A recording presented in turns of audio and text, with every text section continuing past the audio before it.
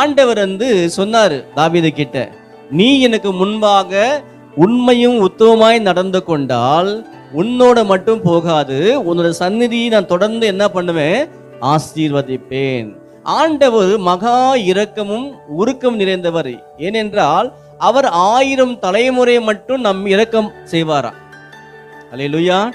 அவர் இரக்கம் எப்படிக்குமா, 1000 தலைமுறை மட்டும் நம்ம சந்நிதி தொடர்ந்து என்ன பண்ணுவாங்களா, ஆண்டவருடைய இரக்கத்திலேயே வாழ்வார்களா.